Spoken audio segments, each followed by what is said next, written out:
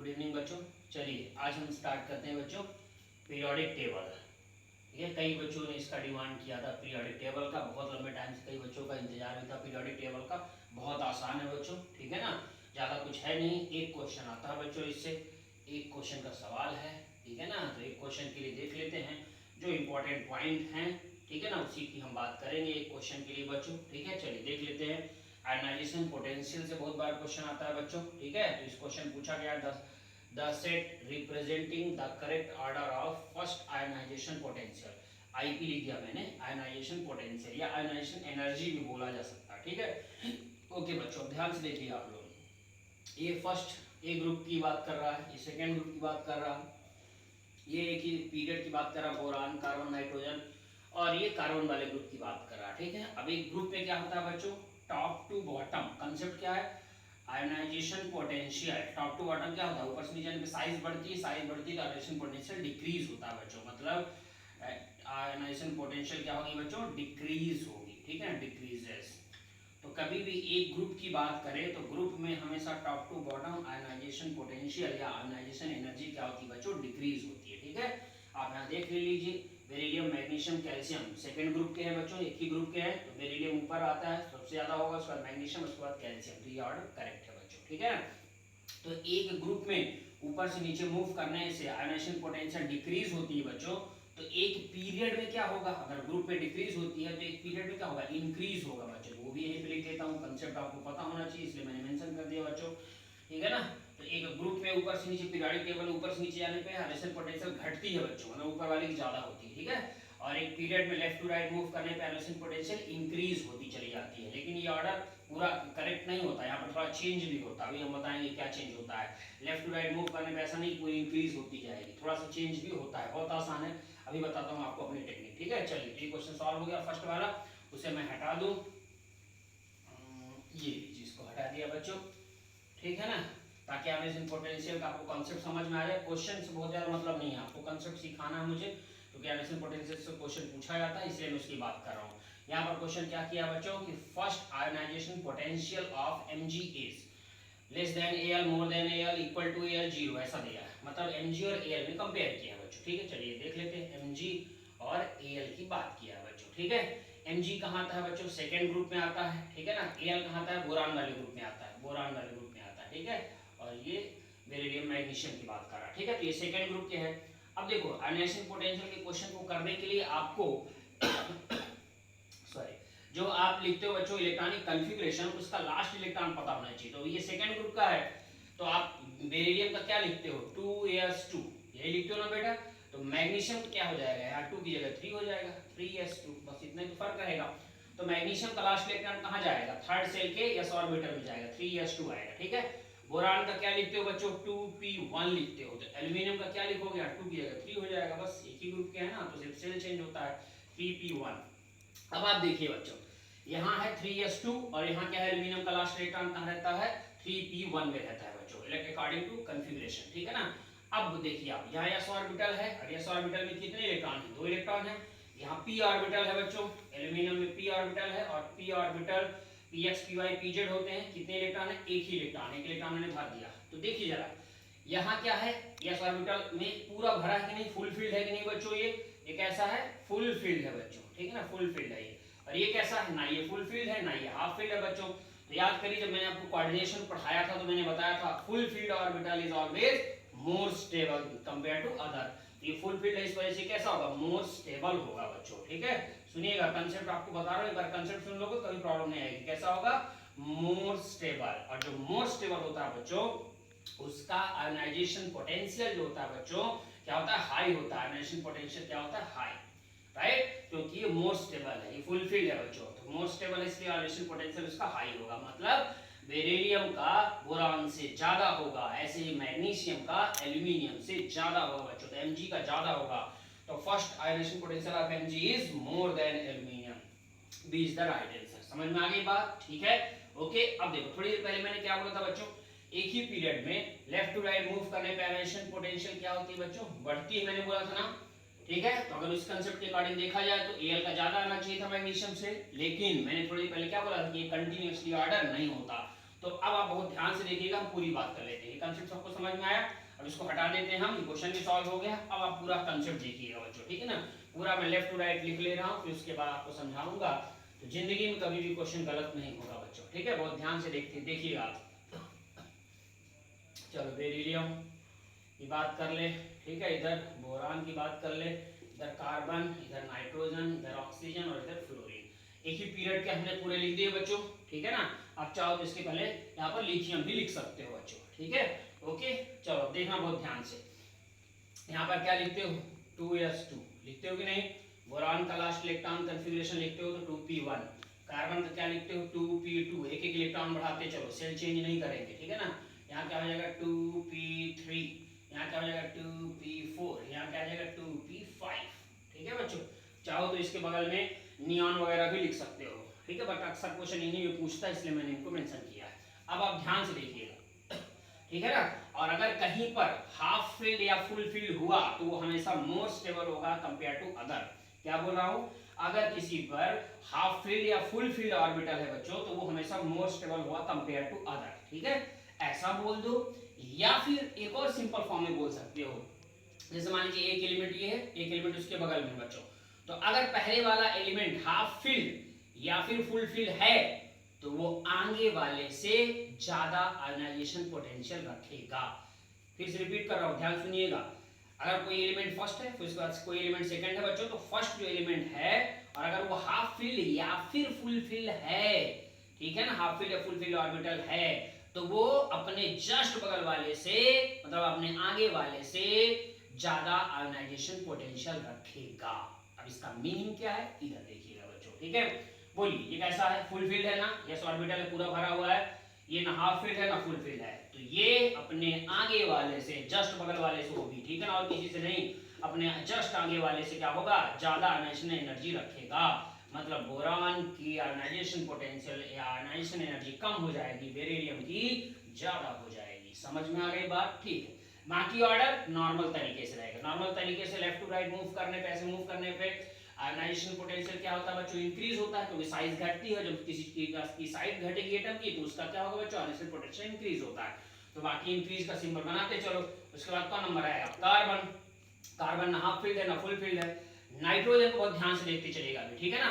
अब बोलिए, ये नाइट्रोजन पीछे वाले से कंपेयर नहीं करना है। नाइट्रोजन कैसा है? हाफ फील्ड है, तो पी में कितने इलेक्ट्रॉन है? 3 इलेक्ट्रॉन है बच्चों। ये देखिए, पी में 3 इलेक्ट्रॉन। बोलिए हाफ फील्ड है कि नहीं? तो ये अपने जस्ट बगल वाले से, जस्ट बगल इसको मत समझ लेना, हमेशा आगे वाले से, इसीलिए मैंने सेंटेंस जो बोला उसको ध्यान सुनिए। जो हाफ फील्ड है बच्चों, वो अपने जस्ट आगे वाले से और जस्ट बगल वाले से, ठीक है, क्या होगा? ज्यादा आयनाइजेशन पोटेंशियल रखेगा। मतलब नाइट्रोजन की आयनाइजेशन पोटेंशियल ऑक्सीजन से ज्यादा हो जाएगी। मतलब कार्बन के बाद कौन आ जाएगा? ऑक्सीजन आ जाएगा। ऑक्सीजन के बाद नाइट्रोजन आएगा और नाइट्रोजन के बाद कौन आ जाएगा? फ्लोरीन आ जाएगा। और अगर यहाँ पर आप हीलियम या नियॉन ले लोगे बच्चों, तो नियॉन ज्यादा हो जाएगा फ्लोरीन से, क्योंकि नियॉन क्या होगा? 2p6 हो जाएगा, फुल फील्ड हो जाएगा, तो नियॉन ज्यादा हो जाएगा। इस नियॉन तो ज्यादा ही रहेगा, किससे बच्चों? फ्लोरीन से, क्योंकि 2p6 है तो नियॉन का ज्यादा ही रहेगा, ठीक है? तो ये ऑर्डर हो गया, समझ में आ गया? अगर लिथियम रखोगे तो और इधर पहले आ जाएगा। क्लियर हो गया सबको बच्चों? ध्यान से देख लीजिएगा एक बार फिर से। ये कैसा है? पूरा भरा हुआ है, इसलिए ये बेरिलियम बोरान से आगे चला गया। अब इसको लर्न मत करने लगा, याद तो बिल्कुल करना ही नहीं है आपको। रटने तो मैं दूंगा ही नहीं बच्चों, ठीक है? रटने से मुझे सख्त नफरत होती है। आप ये तो कंसेप्ट समझ लो, एक बार सीख लो, कभी भूलता ही नहीं बेटा, ठीक है ना? तो क्या होगा? बेरिलियम पूरा भरा हुआ है, इसलिए जस्ट आगे वाले से आगे हो जाएगा। ये देखो, बोरान से आगे हो गया, मतलब सबसे कम बोरान, उसके बाद बेरिलियम का नंबर आएगा, ठीक है? ओके, ये ठीक है, अपनी जगह पर रहेगा एज इट इज। इसे देखो, ये कैसा हुआ? 2p3 आया। p2p3 मतलब हाफ फील्ड हुआ, आधा भरा हुआ है, तो ये अपने जस्ट आगे वाले से आगे हो जाएगा। मतलब नाइट्रोजन अपने जस्ट बगल वाले से एक आगे हो जाएगा, मतलब ऑक्सीजन से ज्यादा हो जाएगा नाइट्रोजन का, ठीक है ना? तो ऑक्सीजन से ज्यादा हो जाएगा नाइट्रोजन का, उसके बाद नंबर आएगा फ्लोरीन का। तो आई थिंक अब आपको कंसेप्ट समझ में आ गया, कभी भी आपको ये चीजें भूलेंगे नहीं, ठीक है? एक मैंने बता दिया। अब इसके नीचे का अगर कंपेयर करें, जैसे बेरिलियम के नीचे मैग्नीशियम, बोरान के नीचे एल्यूमिनियम, कार्बन के नीचे सिलिकॉन, नाइट्रोजन के नीचे सेम तरीका है, सेम तरीका। Mg ज्यादा होगा Al से, अभी भी ये क्वेश्चन कराया था, Mg ज्यादा हो जाएगा Al से, ठीक है? उसके बाद फास्फोरस, यहाँ क्या है? सल्फर, फास्फोरस ज्यादा हो जाएगा सल्फर से। सेम तरीका, कहीं कुछ भी मिस्टेक नहीं, ठीक है? तो आप कभी भी आयनाइजेशन पोटेंशियल में आपको प्रॉब्लम नहीं आएगी। अब ये जो आयनाइजेशन पोटेंशियल मैंने बोला, ये कौन सा आयनाइजेशन पोटेंशियल था? फर्स्ट आयनाइजेशन पोटेंशियल था। बहुत ध्यान समझिएगा, फर्स्ट आयनाइजेशन पोटेंशियल, ठीक है। अगर एग्जामिनर कुछ नहीं बोलता बच्चों, सिर्फ आयनाइजेशन पोटेंशियल बोलता है तो उसे फर्स्ट ही मानते हैं, क्योंकि पहले इलेक्ट्रॉन हटाओगे, ठीक है ना। ओके चलो तो आयनाइजेशन पोटेंशियल या फर्स्ट आयनाइजेशन पोटेंशियल सबको क्लियर हो गया। अब हम सेकंड आयनाइजेशन पोटेंशियल की बात करते हैं, उसका भी क्वेश्चन पूछा जाता है। पहले मैं इसको हटा दूंगा, ठीक है। इस चैप्टर में ज्यादा कुछ है नहीं, ठीक है ना, बहुत छोटा सा चैप्टर है और फालतू फालतू की चीजों पढ़ने का कोई मतलब नहीं है बच्चों। सिर्फ जहाँ से क्वेश्चन पूछा जाता है बस उसे मुश्किल से 15 मिनट लगेगा इसको डिस्कस करने में, उतने से ही कोई ना कोई क्वेश्चन जो भी आने वाला होगा वो आ जाएगा बच्चों, जो मैं 15 मिनट यहाँ डिस्कस करूंगा, 15 से 20 मिनट, ठीक है ना। चलिए अब देखिएगा ध्यान से, सेकेंड की बात करनी है। पहले एक बार लिख दूं मैं, beryllium, boron, carbon, nitrogen, oxygen, fluorine, लिख दिया मैंने। अब आप बहुत ध्यान से देखिएगा बच्चों, सेम वही कंसेप्ट है। बेरिलियम, बेरिलियम का नॉर्मल आप क्या लिखते हो बच्चों? नॉर्मल लिखते हो 2s2, पहले लिख दो नॉर्मल तरीका, 2p1 लिखते हो। यहाँ क्या लिखते हो बच्चों? कार्बन में क्या लिखते हो? 2p2 लिखते हो। यहाँ 2p3 लिखते हो, एक एक इलेक्ट्रॉन बढ़ाते चले जाते हो। यहाँ 2p4 लिखते हो, यहाँ 2p5 लिखते हो, ठीक है। तो फर्स्ट आयनाइजेशन पोटेंशियल तो सबको समझ में आ गया, एक एक इलेक्ट्रॉन हटाने के लिए। अब सेकंड आयनाइजेशन पोटेंशियल की बात कर रहे हैं, ठीक है ना। सेकंड का मतलब है कि एक इलेक्ट्रॉन ऑलरेडी हट चुका है, अब दूसरा इलेक्ट्रॉन हटाने का प्रयास किया जा रहा है। तो एक इलेक्ट्रॉन पहले सबसे हटा दीजिए, क्योंकि सेकंड पूछ रहा, एक इलेक्ट्रॉन इससे हटाओगे, बोलिए क्या बनेगा बच्चों? 2s1 बचेगा। एक इलेक्ट्रॉन हटाते चलो सबसे, इससे एक इलेक्ट्रॉन हटा दोगे तो ये क्या हो जाएगा? 2p0। 2p0 से पहले क्या रहता है? 2s2 रहता है ना, ठीक है। तो 2s2 2p0, ठीक है, हो गया। ये क्या हो जाएगा? एक इलेक्ट्रॉन हटाओगे तो 2p1, एक इलेक्ट्रॉन हटा दिया। ये क्या हो जाएगा? 2p2, ये क्या हो जाएगा? 2p3, और ये क्या हो जाएगा? 2p4। सबसे एक एक इलेक्ट्रॉन हटा दिया ना, देख लीजिए। तो ये है second ionisation energy, ionisation potential का, ठीक है ना। सभी एलिमेंट के हमने लिख दिए कि किसका सेकंड इलेक्ट्रॉन हटाने के लिए कैसा होगा कन्फिग्रेशन। अब वही कंसेप्ट लगा दो जो मैंने बताया था अभी थोड़ी देर पहले। अगर कोई हाफ फील्ड है या फुल फील्ड है तो वो अपने आगे वाले से ज्यादा आयनाइजेशन पोटेंशियल रखेगा। क्या ये हाफ फील्ड है, फुल फील्ड है? नहीं। अब इसको मत देखना, एक इलेक्ट्रॉन हटाने वाला, ये सेकंड का पूछा क्वेश्चन, तो इसको हटा दो बच्चों, इसको हटा दो, अभी आपका कोई काम का नहीं है।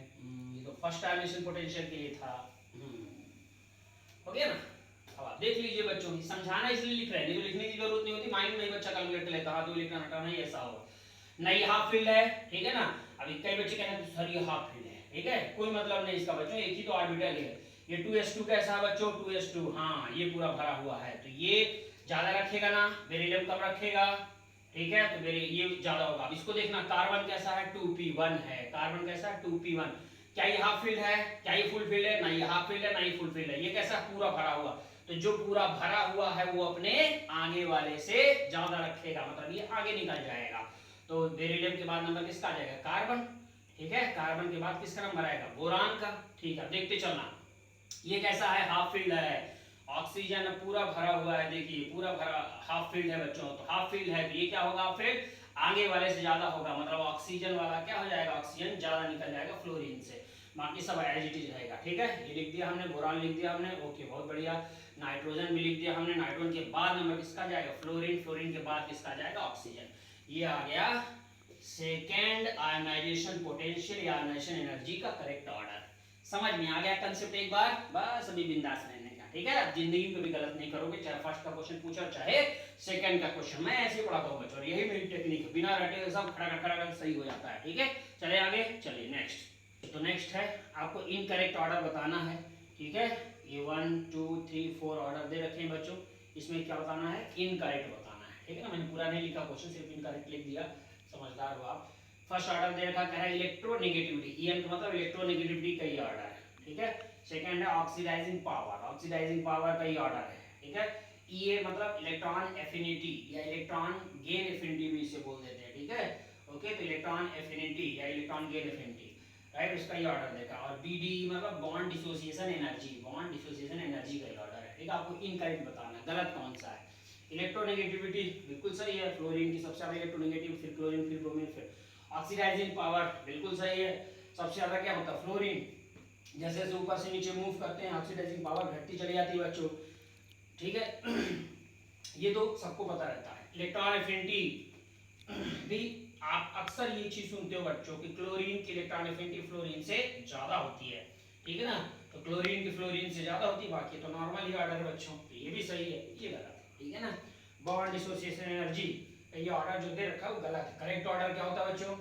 सबसे ज्यादा क्लोरीन, फिर ब्रोमीन, फिर फ्लोरीन और फिर आयोडीन। जब मैंने पी ब्लॉक का लेक्चर बनाया था बच्चों, तो पी ब्लॉक का जो वीडियो लेक्चर बनाया है उसमें ये ऑर्डर मैंने बताया ही है, ठीक है ना। ओके, क्लोरीन, फिर ब्रोमीन, फिर फ्लोरीन, फिर आयोडीन, ये होता है बॉन्ड डिसोसिएशन एनर्जी का ऑर्डर, ठीक है। अब चलो, तो ये सबको क्लियर हो गया। अब जब हम इसकी बात किए ही हैं तो इसी क्वेश्चन के थ्रू हम आपको दो और बता देते हैं। पहले इसको हटा दें हम, ध्यान से देखिएगा सब लोग बच्चों, ठीक है ना। देखते रहिएगा इधर, देखिएगा जैसे इसमें होता है सेम ऐसे यहाँ पर भी हम बात करते हैं आपको, ठीक है ना, राइट। तो चलो, नाइट्रोजन, ठीक है ना, देखते चलिएगा।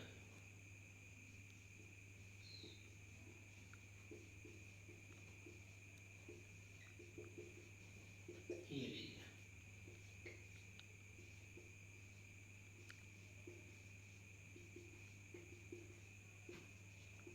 हो गया। इसके नीचे रेडियो की उसकी बात नहीं भी करोगे तो चलेगा। Fluorine, chlorine, bromine, iodine. Astatine की बात नहीं कर रहे हैं, नीचे रेडियो एक्टिव है, ठीक है, तो उसकी बात नहीं कर रहे हैं। चलिए अब ध्यान से देखिएगा आप बच्चों, होता क्या है जब भी बॉन्ड डिसोसिएशन एनर्जी का क्वेश्चन पूछेगा तो इन्हीं तीन ऑर्डर में से कोई पूछता है बच्चों, ठीक है ना। तो बॉन्ड डिसोसिएशन एनर्जी का ऑर्डर, पहली बात तो ऊपर से नीचे क्या देख रहे हो, घटता चला जाता है, ठीक है। तो आप पहले सब में खट खट खट खट खट ऐसे लगा लो। अब ये नहीं बोल रहा हूँ कि ये सही है, अभी देखते चलेगा आप ध्यान से, क्योंकि ऊपर से नीचे बॉन्ड डिसोसिएशन एनर्जी डिक्रीज होती है बच्चों, यहाँ भी देख रहे हो डिक्रीज हो रही है। बट अब देखिएगा ध्यान से, जो सबसे ऊपर वाला है वो फास्फोरस से पहले आ जाएगा। सेम ऐसे यहाँ पर ऑक्सीजन भी सल्फर से पहले आ जाएगा। बट ये फ्लोरीन, क्लोरीन और ब्रोमीन दोनों से नीचे आ जाएगा, ठीक है। अभी आपको भूले ना, ठीक है, इसलिए क्या होना है, नाइट्रोजन फास्फोरस से जस्ट आगे हो जाएगा। मतलब सबसे कम किसका होगा, फास्फोरस का। उसके बाद नंबर आएगा नाइट्रोजन का, नाइट्रोजन आगे हो रहा फास्फोरस से, देखिए। उसके बाद नॉर्मल ऑर्डर है ना, सबसे ज्यादा किसका होगा, फास्फोरस का। उसके बाद किसका नंबर आएगा, नाइट्रोजन का, फिर बाकी है, ठीक है। ऐसे यहाँ पर होना सबसे ज्यादा ऑक्सीजन का चाहिए था, बट ऑक्सीजन से ज्यादा कौन हो गया, सल्फर। ऑक्सीजन का नंबर कहाँ गया, सल्फर के जस्ट नीचे। मतलब करेक्ट ऑर्डर होगा सबसे ज्यादा H2 का, सल्फर का, उसके बाद O2 का, फिर उसके बाद Sc2 का, बाकी सब। यहाँ पर क्या होगा, करेक्ट ऑर्डर सबसे ज्यादा क्लोरीन, उसके बाद ब्रोमीन, उसके बाद फ्लोरीन का नंबर आ गया, फ्लोरीन ब्रोमीन के नीचे आ रहा, फिर आयोडीन। ये देखिए ऑर्डर वही है। ये है पूरा जो है पी ब्लॉक का बॉन्ड डिसोसिएशन एनर्जी का ऑर्डर। अब ऐसा होता क्यों है, due to lone pair repulsion. यहाँ लोन पेयर रहता है बच्चों, यहाँ और ज्यादा लोन पेयर होगा, ठीक है। यहाँ सबसे ज्यादा लोन पेयर है, यहाँ रिपल्सन बहुत ज्यादा, इसीलिए और ज्यादा घट ज्यादा घट रहा है। यहाँ एक बार ही घट रहा है, यहाँ एक बार घटा, और यहाँ दो एटम से नीचे आ रहा है, तो दो बार घट रहा है, ठीक है ना। तो यहाँ एक ही एटम से नीचे जा रहा है, यहाँ भी एक ही एटम से नीचे आ रहा है, यहाँ दो एटम से। यहाँ इतना ज्यादा नीचे क्यों आ रहा है, इतनी क्यों घट रही bond dissociation energy, due to greater lone pair and smaller size. Size भी छोटा है उन दोनों के कंपेयर फ्लोरीन का, और लोन पेयर भी ज्यादा फ्लोरीन पास, इससे रिपल्सन ज्यादा होने की वजह से उसका बॉन्ड डिसोसिएशन एनर्जी सबसे कम हो जा रही है, ठीक है ना। मतलब आयोडीन के जस्ट ऊपर, क्लोरीन और ब्रोमीन से भी घट जा रही है उसकी। पूरा रीजन भी क्लियर हो गया, और इस एक क्वेश्चन के थ्रू बाकी सब भी पता कर लिया। जब भी क्वेश्चन आएंगे इन्हीं में से कोई ना कोई पूछता है बच्चों, ठीक है। चलिए नेक्स्ट, चलिए बच्चों, तो नेक्स्ट क्वेश्चन है, कह रहा highest value of second ionisation energy, ionization potential. अभी भी पढ़ाया था आपको, सेकंड आयोनाइजेशन एनर्जी की बात किया, सेकंड का। और ये क्वेश्चन है जिपमर 2009, मतलब 2009 का क्वेश्चन है बच्चों, जिपमर का। कितना आसान क्वेश्चन है, देखिए मैंने बोला इस चैप्टर से आसानी क्वेश्चन आता है। Second ionisation energy, second ionisation energy का मतलब सबसे एक इलेक्ट्रॉन हटा देने का, दो मत हटा लेना। सेकंड आयोनाइजेशन एनर्जी बोला ना, इसका मतलब एक हटाने का। एक हटाओगे तब तो सेकंड में चेक करोगे, एक हटा दो, जब एक यहाँ हटा दोगे तो क्या हो जाएगा, 2p4 हो जाएगा। ये क्या हो जाएगा, ठीक है ना, 2p5 हो जाएगा। ये एक इलेक्ट्रॉन हटा दिया, लास्ट से इलेक्ट्रॉन हटाते हैं, पहले से मत हटा देना। यहाँ से एक इलेक्ट्रॉन हटा दोगे, ये हट जाएगा, तो ये तो 0 हो जाएगा, एक इलेक्ट्रॉन हट जाएगा, तो ये बचेगा ना, 2p6 बचेगा बच्चों। एक इलेक्ट्रॉन ये हटा है, 0 हो गया। यहाँ से एक इलेक्ट्रॉन हटाया, क्या हुआ, 3s1 बचा। चेक कर लीजिए कौन सा है फुलफिल, ठीक है। उसी का आयोनाइजेशन जो फुलफिल्ड होगा वो मोर स्टेबल होगा, उसी की आयोनाइजेशन एनर्जी ज्यादा होती है। ना हाफ फील्ड है ना फुलफिल्ड है, ना हाफ फील्ड है ना फुलफिल्ड है, ठीक है ना। ये यस है लेकिन यस से कोई मतलब नहीं होता, यस फुल फील्ड हो तभी मतलब होता, हाफ फील्ड से कोई मतलब नहीं होता। ये पी क्या है बच्चों, P6 है ना, देखिए यहाँ पर, तो ये तो जीरो हो गया इलेक्ट्रॉन हटाने पर, P6 कैसा हुआ, फुल फील्ड, फुल फील्ड है तो आयनाइजेशन पोटेंशियल इसका मैक्सिमम, तो आंसर क्या आ जाएगा, C is the right answer. JIPMER का क्वेश्चन सॉल्व, जिपमर में सेलेक्ट एक और बिंदास रहने का। क्लियर हो गया, देख रहे हो कितना आसान क्वेश्चन बनते हैं, एक बार कंसेप्ट समझ लिया ना सब कुछ आसान है, और मैं पढ़ा दिया तो फिर उसको रटने की जरूरत नहीं पड़ती कभी। चलिए नेक्स्ट, चलिए बच्चों नेक्स्ट क्वेश्चन है, आपको इलेक्ट्रॉन एफिनिटी का ऑर्डर बताना है। मैंने पूरा क्वेश्चन नहीं लिखा, सिर्फ इतने समझ लीजिए, इलेक्ट्रॉन एफिनिटी का करेक्ट ऑर्डर आपको बताना है, ठीक है ना। चलिए क्या क्या दे रखा है सभी में, सल्फर और ऑक्सीजन दे रखा है बच्चों, फ्लोरीन और क्लोरीन दे रखा है, फटाक से इसको लिख लीजिए, ऑक्सीजन सल्फर और फ्लोरीन क्लोरीन, ठीक है। पहली बात तो इस ग्रुप से ज्यादा ही होगा बच्चों, बिकॉज जैसे जैसे पीरियोडिक टेबल में आप ऐसे मूव करते जाते हो इलेक्ट्रॉन एफिनिटी घटता चला जाता है बच्चों, ठीक है ना। घटता चला जाएगा या बढ़ता चला जाएगा, बढ़ता चला जाएगा। क्यों बढ़ता चला जाएगा बच्चों, रीजन क्या है, जैसे सीधे मूव करेंगे साइज छोटा होगा, फ्लोरीन क्लोरीन का क्या होगा, साइज छोटा होगा बच्चों, ठीक है ना, साइज छोटा होगा, फ्लोरीन क्लोरीन का साइज घटेगा, साइज घटेगा, इसी वजह से इलेक्ट्रॉन एफिनिटी भी क्या होगी, बढ़ती चली जाएगी बच्चों, ठीक है ना। तो ये फ्लोरीन क्लोरीन का इलेक्ट्रॉन एफिनिटी ज्यादा हो गया एज कंपेयर टू ऑक्सीजन और सल्फर से, ठीक है, फ्लोरीन क्लोरीन का ज्यादा, बहुत अच्छी बात है। अब ध्यान से देखिएगा, ऑक्सीजन और सल्फर से में ऊपर से नीचे जाने पर क्या होगा बच्चों, सल्फर की साइज बड़ी होगी, ठीक है ना, तो सल्फर का क्या होगा, ज्यादा होगा बच्चों। ऐसे फ्लोरीन और क्लोरीन में क्या होगा, क्लोरीन का क्या होगा, ज्यादा होगा बच्चों। तो फ्लोरीन क्लोरीन में क्लोरीन का ज्यादा और ऑक्सीजन सल्फर में सल्फर का ज्यादा। कहाँ ऐसा दे रखा है, फटाक से देख लीजिए, ये देखिए बच्चों, ठीक है। तो आई थिंक क्लियर हो गया आपको, ये बहुत बार पूछा जाता है, ठीक है ना, कोई कंफ्यूजन की कोई बात ही नहीं बच्चों। होता क्या, फ्लोरीन और क्लोरीन, देखिए क्लोरीन का ज्यादा है फ्लोरीन से, ऑक्सीजन और सल्फर में सल्फर का ज्यादा है ऑक्सीजन से बच्चों, ठीक है। और फ्लोरीन और क्लोरीन इन दोनों का इससे क्या होगा, ज्यादा ही होगा बच्चों, ठीक है ना। ये टिक कर दिया और बिंदास हो गया, इसको भूलिएगा नहीं, ठीक है ना। ओके चलिए नेक्स्ट, ओके चलिए तो अब इस क्वेश्चन की बात कर लेते हैं। हालांकि इसके पहले जो क्वेश्चन मैंने कराया था वहाँ पे कुछ बच्चों को डाउट आता है, ठीक है। डाउट क्या आता है, फ्लोरीन क्लोरीन और ऑक्सीजन सल्फर, इसकी इलेक्ट्रॉन एफिनिटी की बात की थी ना बच्चों।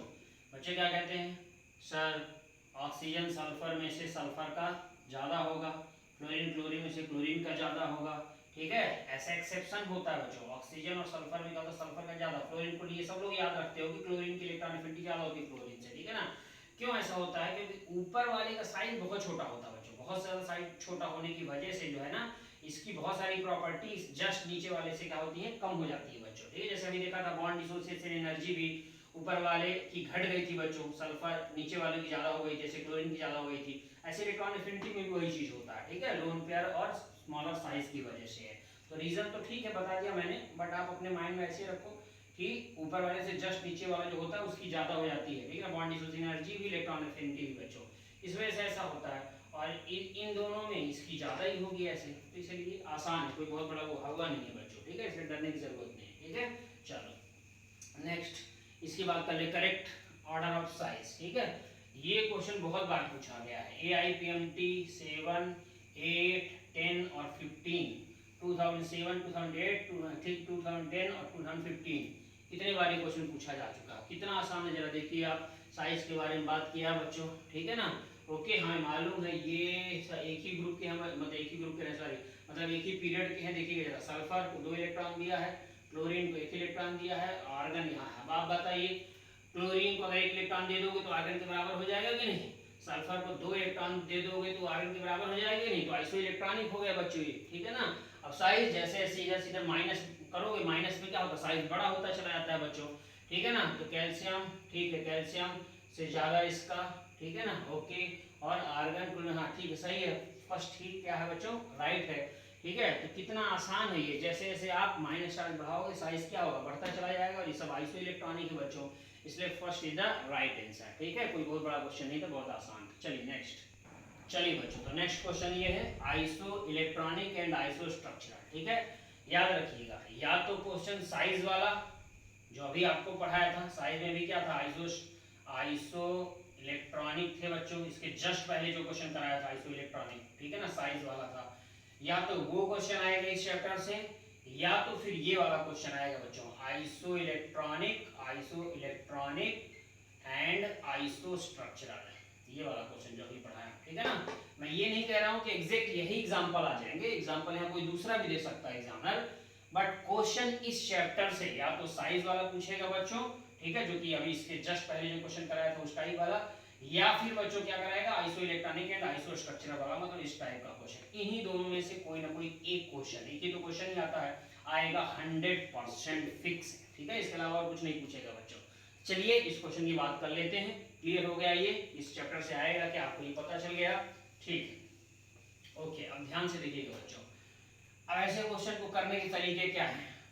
तरीके हैं इलेक्ट्रॉन गिनते रहो, बैठे रहो, टाइम वेस्ट करते रहो, ठीक है ना। आइसो इलेक्ट्रॉनिक बोला है तो कई लोग बोलते हैं आइसो इलेक्ट्रॉनिक मतलब दोनों के पास, जैसे इन दोनों पास चेक करना, इसके और इसके पास इलेक्ट्रॉन सिमिलर हो, ऐसे इन दोनों में चेक करो, ऐसे इन दोनों में चेक करो, ऐसे सबके पास चेक करो, टाइम कितना वेस्ट होगा भी जानते हो। फिर आइसो स्ट्रक्चरल मतलब स्ट्रक्चर बना करके देखो कि दोनों का सेम है कि नहीं, यहाँ सेम है कि नहीं, सेम है कि नहीं, ठीक है ना। ये जो नॉर्मल तरीका है जो सब लोग पढ़ाते हैं बच्चों, ठीक है, और सब लोग बच्चों को बताते हैं, ठीक है।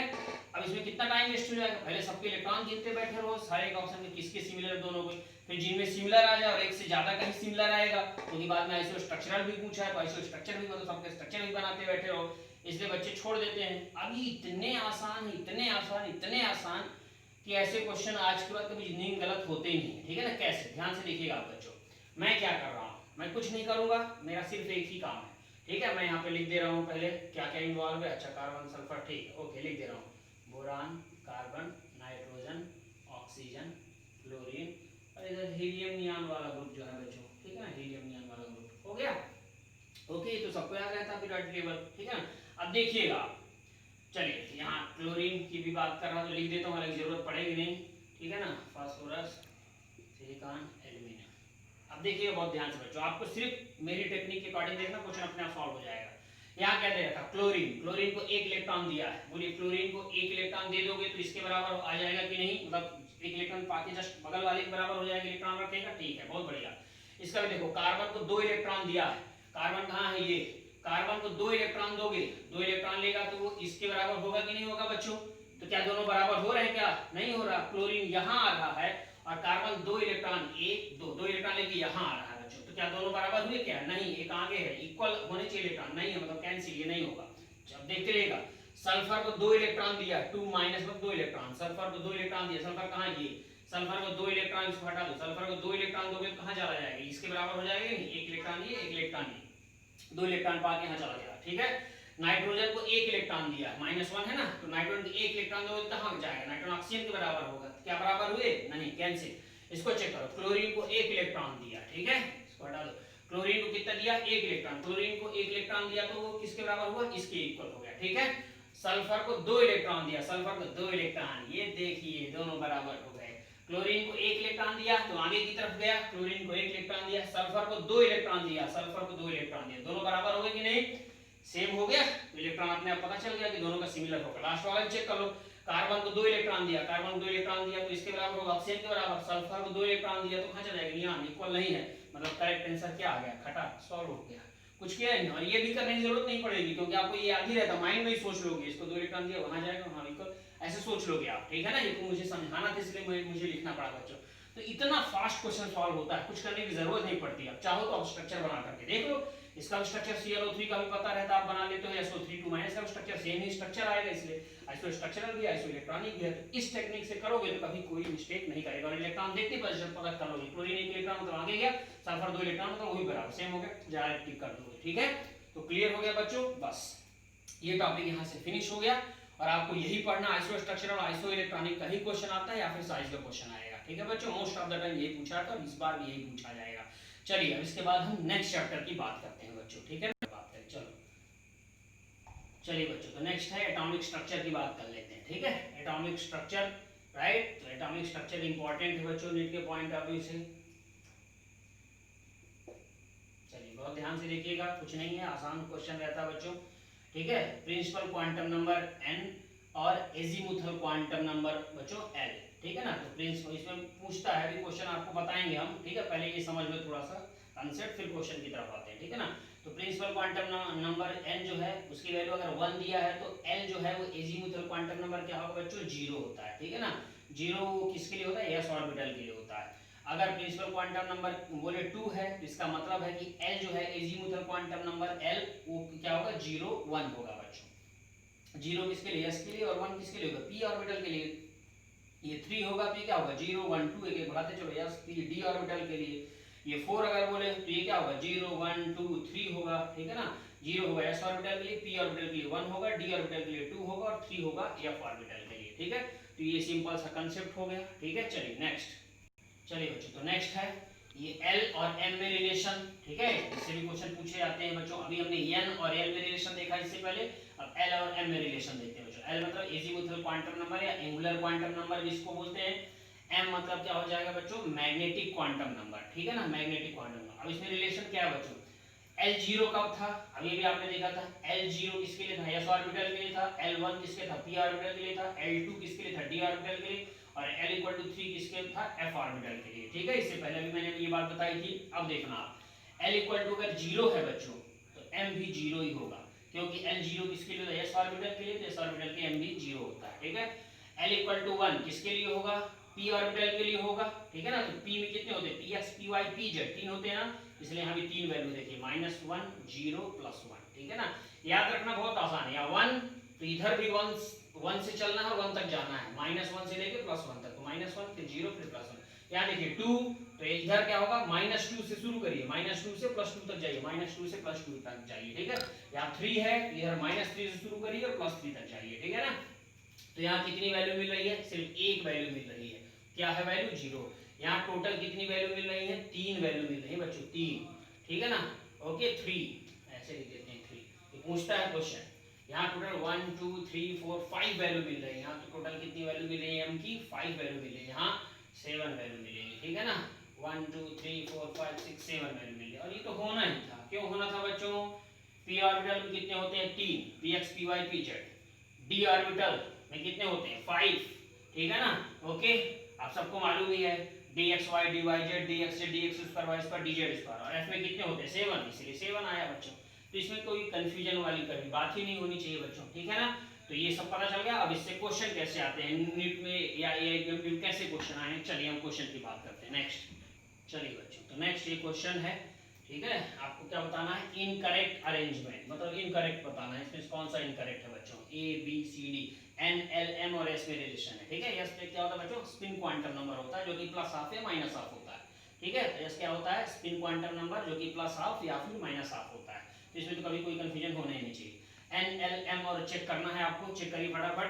अभी थोड़ी देर पहले ये बताया था आपको, इसलिए यहाँ पे मैंने मेंशन कर दिया है ताकि किसी बच्चे को कंफ्यूजन ना हो, ठीक है। n और l में रिलेशन जो होता है बच्चों वो हमेशा एक कम लिखते हैं। जैसे n 1 है तो एक 1 है, अगर ये तो एक कम क्या होगा 0, इसलिए 0।